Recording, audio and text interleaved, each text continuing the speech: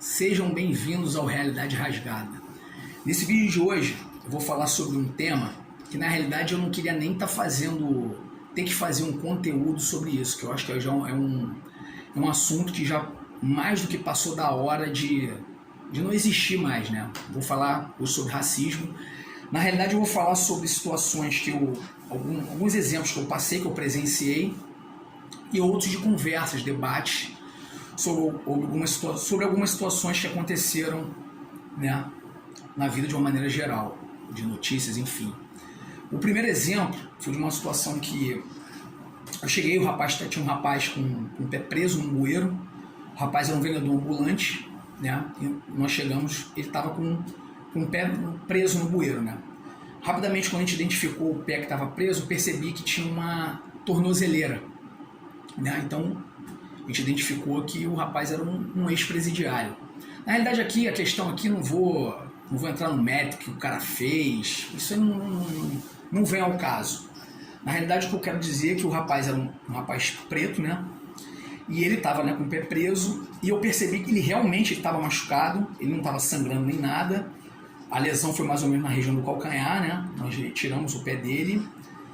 E ele estava muito agitado, porque ele tinha que estar em casa às 10 da noite, que ele estava na prisão domiciliar, e ele tinha que estar em casa às 10 da noite, que se identificasse que ele estava na rua, ele poderia voltar para a delegacia, para a prisão, enfim.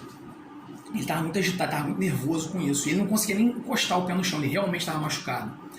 Só que a questão é que aonde ele estava na lateral ele estava numa rua, né, lógico, ele estava na lateral de um hotel muito famoso e muito tradicional daqui do Rio, que eu não vou citar o nome, lógico. E a reclamação dele é que ele estava dizendo que se fosse um bebê que tivesse preso ali, no bueiro, que todo mundo do hotel iria ajudar, porque ele estava mais de meia hora ali e ninguém ajudou. Ele estava reclamando disso, o pessoal do hotel falou que aquilo ali não era, eles não tinham nada a ver com isso, eles não tinham que ajudar ninguém, né? E ele falou, né, que se fosse um bebê, e eu concordo com ele 100%, e eu vou mais além, não sou um bebê, acho que se eu tivesse com o pé preso ali, eu acredito que o pessoal do hotel ajudaria, então assim, eu concordo com ele 100%. E a gente vê assim que é lógico que vai vir também os defensores da moral dos bons costumes, porque como ele estava na rua, ele estava com um saco de amendoim, né, ele estava vindo ambulante, né, ele atravessou a rua para vender para uma pessoa, e ele caiu no bueiro, né? Então, por isso ele ficou com o pé preso. E ele estava reclamando que, tipo... Minto. Não é nem que ele reclamou, enfim, mas eu tô dizendo, o que eu quero dizer é o seguinte, muita gente vai questionar, tipo, pô, mas se ele estava com prisão domiciliar, o que ele estava fazendo na rua? Né? Ele tinha que estar em casa, vamos dizer, ele quebrou a regra da situação. Agora vem a pergunta, tá, o cara tem 2 filhos, não tem como tirar o sustento dele... Tudo bem, ele quebrou ali a regra da situação, que ele tinha que estar em casa, mas e aí, como o cara vai fazer dinheiro para levar a comida para casa? Então, o cara estava trabalhando, entendeu? Então ele quebrou uma regra, mas vamos dizer, foi por um bom motivo. E essa receptividade, que a ideia, vamos supor, independente do que ele fez, a ideia da prisão é ressocializar. Até para o cara se ressocializar é difícil. Que acontece uma situação dessa, ninguém quer ajudar, porque por ver que o cara é preto, ex-presidiário, então tá com tornozeleira, então já rola aquele preconceito duplo. Então as pessoas já meio que, tipo, desdenham mesmo. Então, assim, é até difícil pro cara se ressocializar. O cara, né? É complicado. Eu fiquei vendo aquela situação, eu fiquei me imaginando a situação na pele do cara. Eu falei assim, cara, é difícil pro cara voltar à vida normal, porque é meio que ninguém aceita, né? Então, esse foi um exemplo. E eu vejo que essa situação se repete muito. E se repete muito esse discurso, principalmente de pessoas que não passam por isso. De pessoas da mesma cor de pele que a minha, que não passam por isso, mas tem esse tipo de discurso que eu vou até mais além, eu acho até meio que leviano.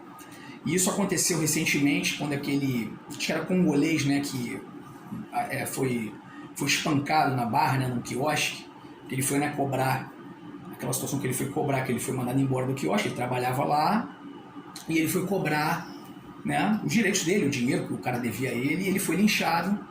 E eu lembro que eu estava assistindo, tinha alguns colegas, foi até no meu ambiente de trabalho, o pessoal estava assistindo a televisão com essa matéria. E eu lembro, é engraçado quando acontece alguma coisa com alguma pessoa, né? Alguma pessoa preta, da raça negra. É engraçado que sempre tem uma justificativa. Eu percebo que sempre tem uma justificativa. Não, é porque o pessoal falou que ele estava roubando, né?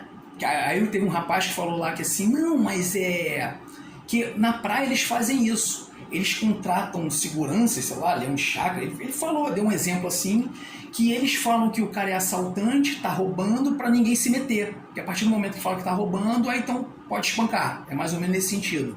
Foi isso que ele quis dizer. Aí eu falei pra ele, cara, realmente eu não sei, nunca trabalhei em quiosque, não sei como que é, né? Não tenho como ter esse tipo de discurso. Mas o que eu quero dizer é o seguinte, que se fosse um cara branco do olho azul, essa possibilidade de ser um assaltante não seria nem cogitada. Esse é o ponto. Aí ele, ficou quieto, que obviamente depois de eu falar isso, não vai falar o quê? Não tem o que falar, né? Tem que ficar calado.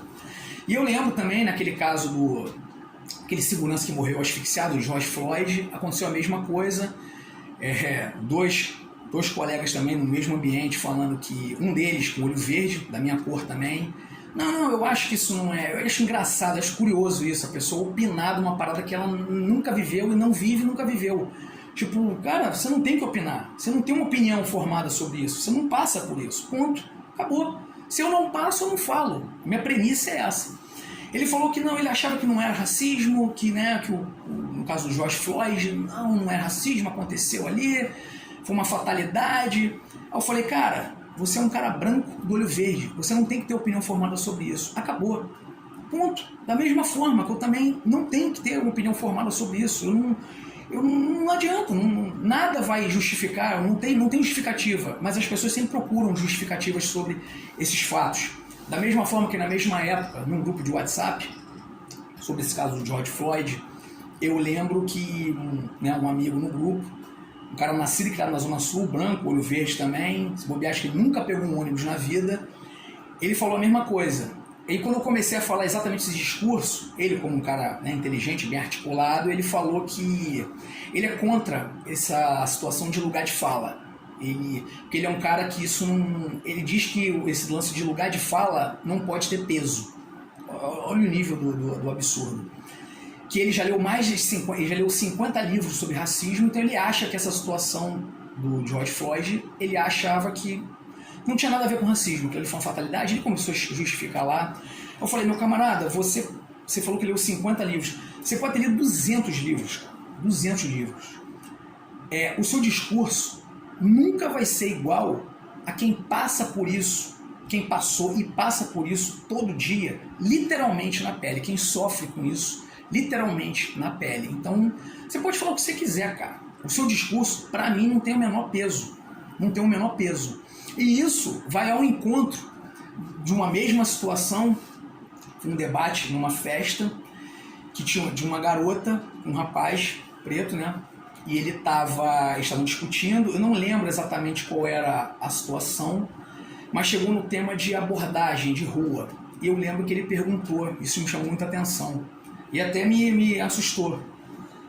Ele falou assim pra ela, quantas vezes você já foi abordada na rua? Aí ela falou assim, abordada, tipo, mão na cabeça, pá, aquela coisa toda. Ela falou, a menina, olho azul, o olho parecia uma bola de gude, tão azul que era da garota. E ela falou, ela falou com uma força, tipo, com orgulho, foi abordada uma vez na vida. Aí ele falou, sabe quantas vezes eu já fui abordado na minha vida? Uma média assim, ele falou, mais de 70. E ele começou a falar alguns exemplos de situações, que eu não vou ficar citando aqui para não alongar mais o vídeo, das situações que ele foi abordado.